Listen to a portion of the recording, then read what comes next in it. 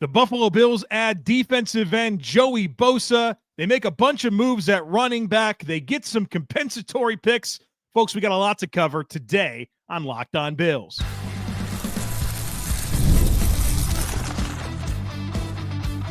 You are Locked On Bills, your daily Buffalo Bills podcast. Part of the Locked On Podcast Network, your team every day. What's up, Bills Mafia? It's Joe Marino, author of the Herd Mentality Substack, co-host of the Locked On NFL Scouting Podcast, co-host of the NFL First Read Podcast, and I'm your host of Locked On Bills. Want to thank you for making Locked On Bills your first listen every day, and a big welcome and shout out to our everydayers. You know who you are. Those of you who never miss a single episode, I appreciate y'all being here very, very much. I'd also like to invite you to subscribe or follow for free on YouTube or wherever you listen to podcasts. We're part of the Locked On Podcast Network, your team every day. Well, folks, welcome in. Boy, do we have a lot to cover. The Bills signed Joey Bosa, so I got to tell you all about that. Plus, they bring back Ty Johnson. Reggie Gilliam is back. Darrynton Evans is back. They got a couple of compensatory picks, and of course, got to talk about what's next for this Buffalo Bills team in free agency. But we start with the big news. Joey Bosa added to the Buffalo Bills on a one-year deal that includes $12 million guaranteed with incentives that can take it to $15.6 million. Joey Bosa, the number 3 overall pick in 2016 out of Ohio State by the Chargers, has spent all 9 of his NFL seasons with the Chargers. They released him last week. Joey Bosa is 29 years old. He turns 30 in July. And this dude had one heck of a start to his career, a monster start to his career. Was the defensive rookie of the year. As a rookie, 58 sacks, 11 forced fumbles, 128 tackles for loss across his first 6 seasons. But then the last 3 years, injuries have been an issue. 51 games over the last 3 years that he could have played in, and he only played in 28. So he's only played in 28 of 51 games over the last 3 seasons. Now, I guess it's good that over the last 3 years, he's played more and more games. Going back to 2022, he played 5 games. 2023, 9 games. Last season, 14. So I guess that's trending in a good direction. And when he's been available, he's been very effective. But the missed time is obviously hard to ignore. And so that's kind of the story here is he's definitely a player that can come in and be the answer at defensive end that this team needs. But there's certainly some injuries to be mindful of. Let me tell you about the injuries that have caused him to miss games so far in the NFL. And this information comes courtesy of Dr. Kyle Trimble of Banged Up Bills, who put together a terrific article that details his entire injury history with Kyle's analysis on how things look moving forward. And I'll put a link in today's show notes. So I encourage you to go to today's show notes, click on the link, and read this story. But I'll give you a summary of the injuries that have forced Joey Bosa to miss time. 2017, he missed 4 games with a hamstring injury. 2018, he missed 9 games with a foot injury. In 2020, he missed 2 games with a concussion. And then later in the season, 2 more games with a concussion. In 2022, he had a core muscle repaired, caused him to miss 12 games. In 2023, he missed 1 game due to a hamstring injury, 1 game due to a toe fracture, and 7 games with a foot sprain. And then in 2024, he missed 3 games with a hip injury. So over 9 NFL seasons, he's missed 42 games. And obviously, most of those coming in the last 3 seasons. So let's break it down. Let me give you my thoughts on this. If Joey Bosa can be healthy, he is a difference maker, right? He's an A-list NFL defensive end if he's healthy. And I commented on this last week on the podcast, end of last week, once the Chargers released Joey Bosa. And I was kind of talking about different players that have become available and what the Bills should do with that. And I said, look, he's a really good player, but he's definitely buyer beware. And I want the Bills to go after players that are reliable. And if you told me that he's going to be healthy, then great. But certainly being mindful of the last 3 years entering his age 30 season, I said, look, maybe let some other team find out if he can be durable. And I don't disagree with anything that I said. But I do think it's a different conversation today compared to then, where the options for the Bills to add an impact player at defensive end have dwindled down. Myles Garrett decided he's going to stay with the Browns. Josh Sweat went to the Arizona Cardinals, and that was my big ticket free agent that I wanted the Bills to sign at defensive end. And probably the thing I didn't consider enough is that Jonathan Gannon, his former defensive coordinator with the Eagles, is the head coach in Arizona, and that's where he went. And obviously Josh Sweat has won a couple Super Bowls with the Eagles. You know, I'm sure his priorities might be different at this point in his career. I'm sure the Bills put out feelers on Trey Hendrickson, and maybe they didn't like where those conversations went with Cincinnati. And so while the options dwindled away, the need for the Bills didn't go away, and they needed to take a swing. And am I nervous about Bosa and availability? Boy, absolutely I am. How could you not be? But the search for optimism here is that he absolutely can be the answer. And I guess it is a good thing that he played 14 games last year, which is the most he's played in 4 years. I like that this is a 1-year deal. It's a big opportunity for Joey Bosa. Big opportunity. It's his age 30 season. Go out there, do the thing, right? Go do the thing, and he's going to get a big payday after the year. If Bosa goes out and proves that he can be healthy and proves that he can make an impact like he's done throughout his career, that dude's going to get north of $20 million a year with his next contract. And so hopefully the Bills can take advantage of this moment for Bosa, where it's big for him, it's big for the Bills. Let's go get it done. Some additional thoughts here. Number one is I would rather have Joey Bosa than Leonard Floyd. And I said this in the Michael Hoyt podcast reaction.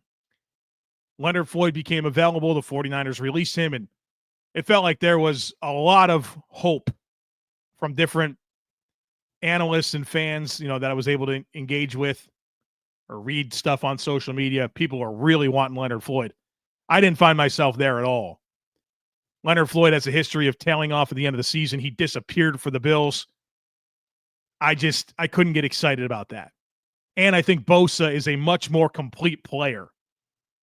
And he's younger. Number two is I am fine with moving on from Von Miller and committing to Bosa. And I'm a defender of Von Miller. I thought he had a really good season last year.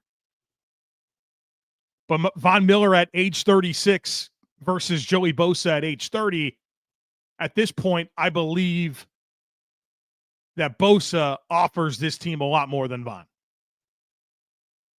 And then number three is I really hope that the Bills' defensive line rotation can really help maximize Joey Bosa. It did for Leonard Floyd in his one season in Buffalo.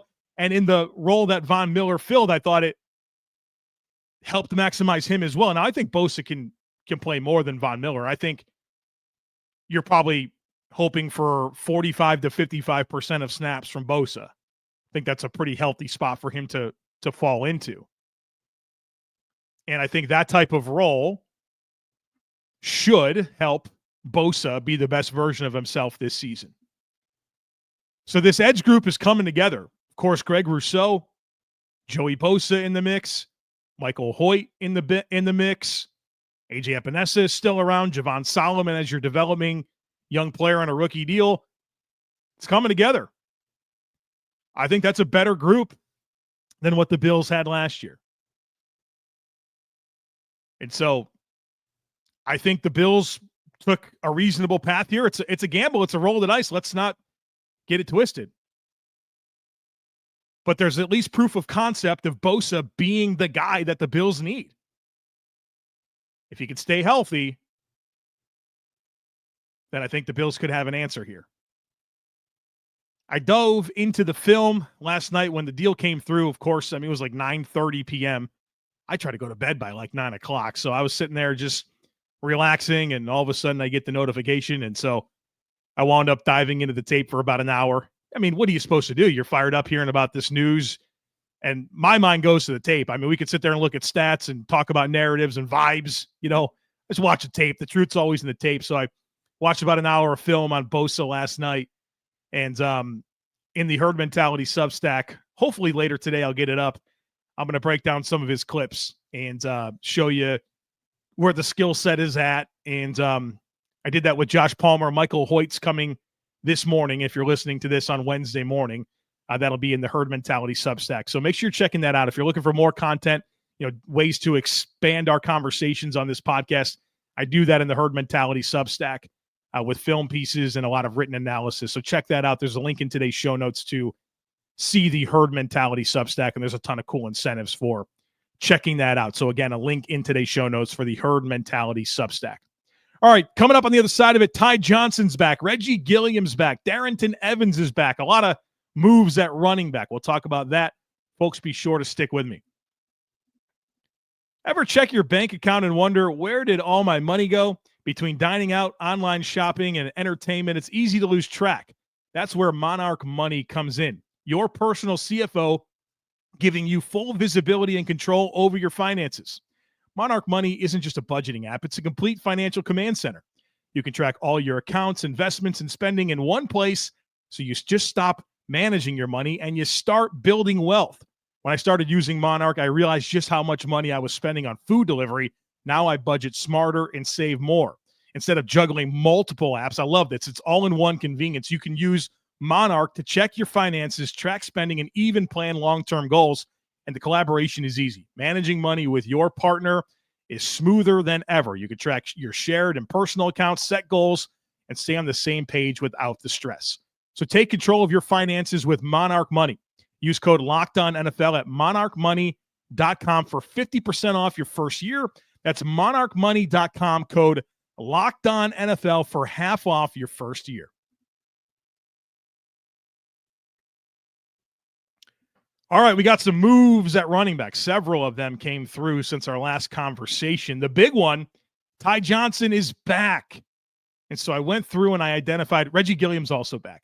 So my three priority players to bring back were Ty Johnson, Reggie Gilliam, and Mack Hollins. And the Bills get two of those three. We talked about Mack Hollins on yesterday's show and his departure and that wide receiver 5 spot for the Bills. I know there's a lot of disappointment over the loss of Mack Hollins. Of course, you'd love to keep him around. There's just a dollar amount that makes sense for your wide receiver 5. And, I think what the Patriots gave Mack Hollins exceeded what the Bills should have paid him to come back as a wide receiver 5. But Ty Johnson is back, 2 years, $5 million. It's a heck of a value. For all the projections that have come in higher than expected, this one comes in lower. I had Ty Johnson at 2 years, $6 million. So he comes back to the Bills, 2 years, $5 million. And he's been a really nice player for this team. 2023 free agent signing that has just kind of gained more and more opportunity and met those moments and has become a very useful depth player for the team. He's 27 years old, turns 28 in September. And this is a nice little bump for him. He's not really been able to get big contracts, or not that 2 years, $5 million is a big contract by any means relative to the NFL, but a rookie deal and then like minimum deals, 1 year, $1.3 million type deals. It's a pretty nice jump for him to get to $2.5 million a season. Last season played 30% of the Bills' offensive snaps, 59 touches, 497 yards, 4 touchdowns. Also played 25% of the special team snaps, including some work as a kick returner. I mean, just a quality depth player. Josh Allen has called him the best third down back in the league, has talked about how they are on the same page on passing downs and see things the same way. He's a huge asset for this Buffalo Bills team against these blitz aggressive defenses. And Buffalo's pass protection schemes And they use a lot of five-man protections, which means they don't have a lot of helpers, right? The Bills don't give their tackles a lot of help with chippers on the edge, with tight ends or running backs. But when the Bills do want to use a running back to pass block, it's Ty Johnson. And he's been trusted in end-of-half situations, 2-minute situations, a lot of opportunities as a closer for this offense. And I like how he's just earned more and more throughout his time in Buffalo, and now he sticks around for 2 more seasons. And look, this guy's been around for a minute. This is his 7th season coming up, and so kind of cool to see him ascend at this point in his career. And he really rounds out this Bills running back room. He fills in the gaps, right? James Cook's a terrific player, but there's things that he doesn't offer this team.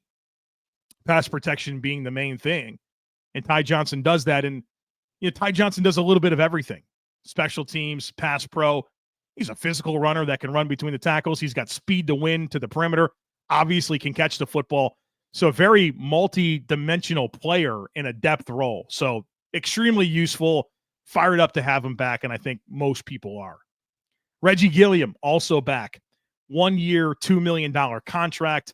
How about this guy's career? A 2020 undrafted free agent. And he's just sticking around.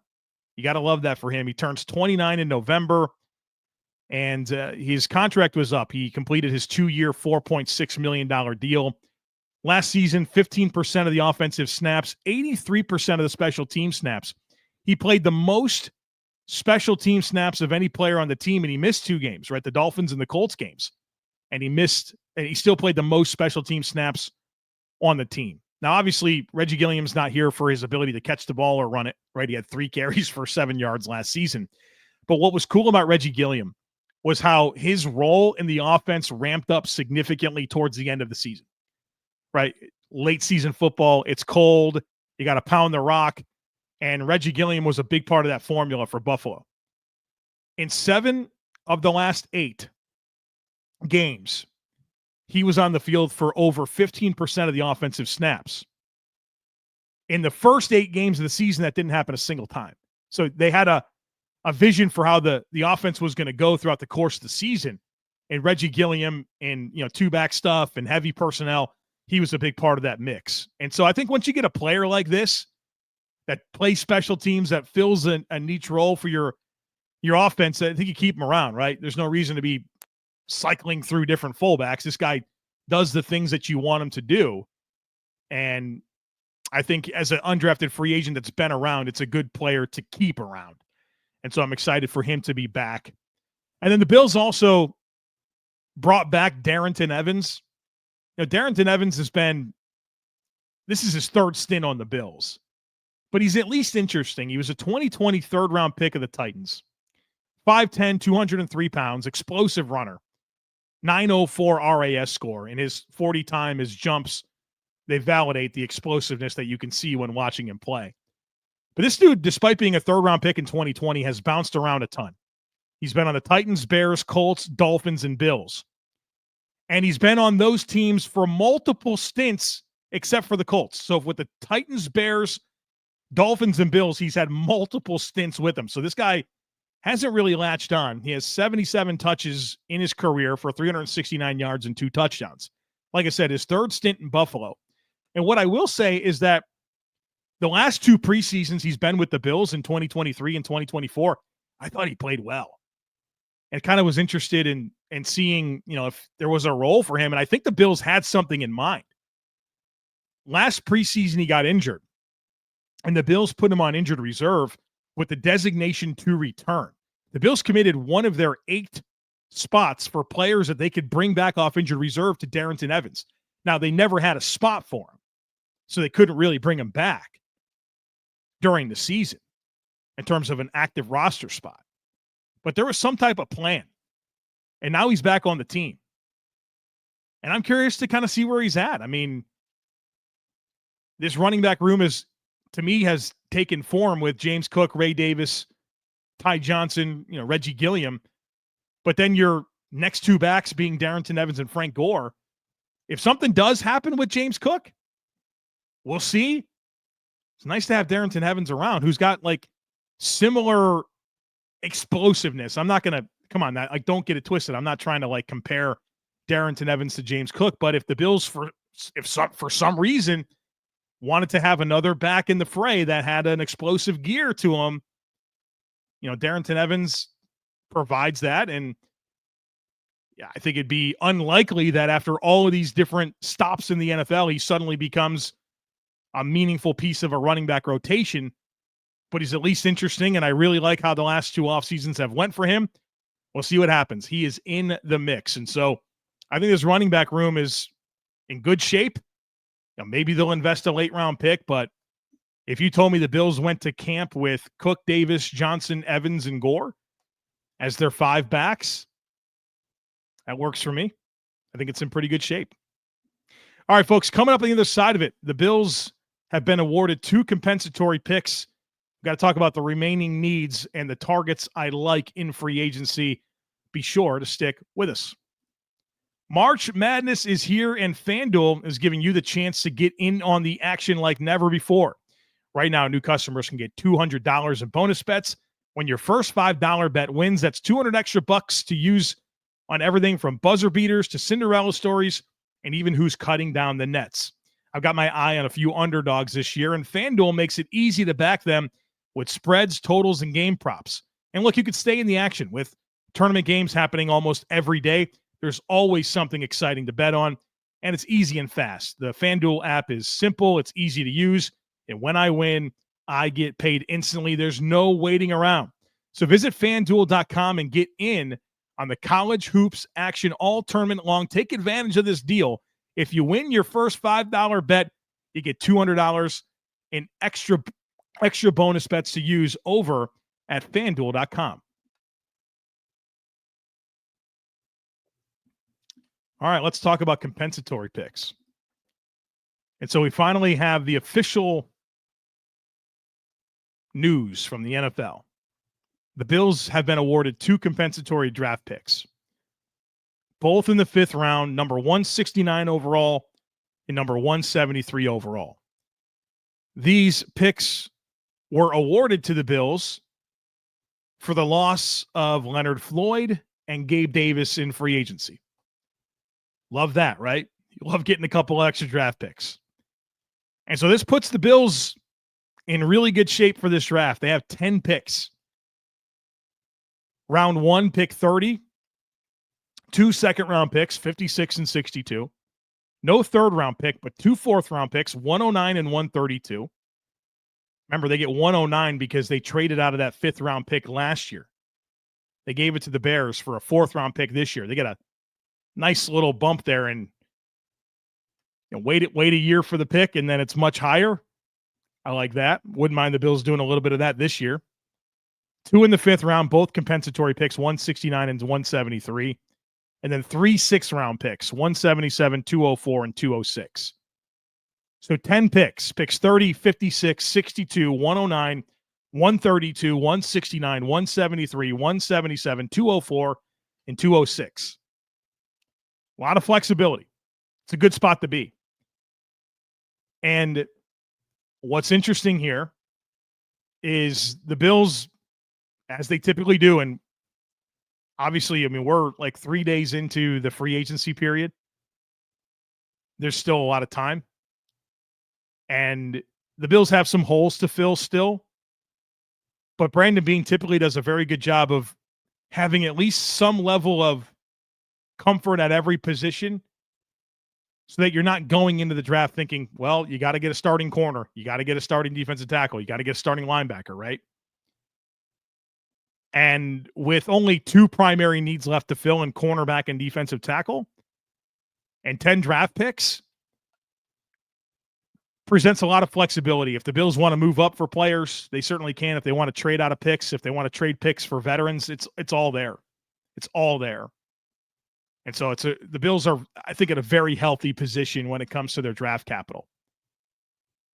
And respectfully, I don't think they'll be able to roster 10 rookies. So I think they need to do things with these picks. Otherwise, you're going to draft players and then cross your fingers that they can make it back on the practice squad. And that just can be frustrating. We've seen that happen with a lot of Bills picks, Alex Austin and Jack Anderson, Luke Tenuta. Certainly happens. So 2 primary needs remain for the Bills. Not that there's not other holes to fill, but cornerback and defensive tackle to me are the remaining primary needs. I mean, they got to get a third tight end and a depth safety. There's certainly other things that they got to figure out, but most importantly, a starting caliber corner and a defensive tackle that, I think is more of a nose tackle type is what they need. Still plenty of options in free agency at corner. The names that I presented yesterday are still the names today. Asante Samuel Jr., Jonathan Jones, Shaq Griffin, Stephon Gilmore, Akello Witherspoon, Rasul Douglas, Benjamin St. Juste, Kendall Fuller, Trey White. Some of those players, if you sign Asante Samuel, he's starting. But I think for most of those other players, competing with Kyer Elam plus competing with the draft pick might not be a bad situation at CB2. I wouldn't mind that. I know that people are down on Kyer Elam. I understand that. He's 23 years old. I think it's been a tough go for Kyer Elam. And I just wonder about his journey. NFL bloodlines, 5-star recruit, goes to Florida. He's a great player for the Gators. And then all of a sudden you're in the NFL. Expectations are there. Everything probably has come easy to him in his football journey to that point. And now he's a first-round draft pick, ready to make his mark in the league. And, just can't be consistent. Does it happen this year? I don't think you can count on it, but I'm not ruling it out. I'm just not going to. So curious to see what the Bills do at corner. But obviously, to me, probably the most important need left to fill. And then you need a defensive tackle. I think mostly you need an A-gap defender, a nose tackle. Fali Fatukasi still out there. Greg Gaines is still out there as players I like. Maybe that's where the Bills go with their first-round pick. I think Kenneth Grant would be a dream. I don't think he touches pick 30. Derek Harmon maybe out of Oregon. Alfred Collins from Texas. And I would not mind the Bills adding interior player that can rush a little bit as a depth player. I'm not handing anything to Dwayne Carter. Nothing. He's got a lot to prove. So maybe a Malik Collins, Levi Onwuzurike as veteran options that are still available that are interesting to me. But more rush potential behind that Oliver that can challenge Dwayne Carter, I think, is something this roster needs as well. Now, we'll see what happens with Dalvin Tomlinson. He's supposed to be released on Wednesday.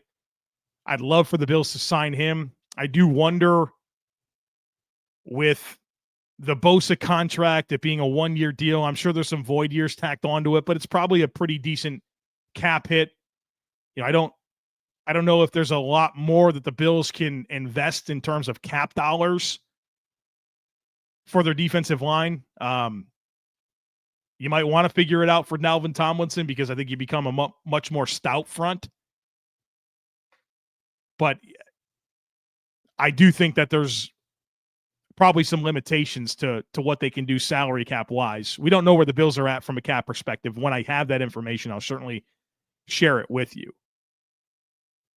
But we'll see where these next investments come. But I'm hoping for an answer at corner, hoping for an answer or maybe a couple of answers at defensive tackle.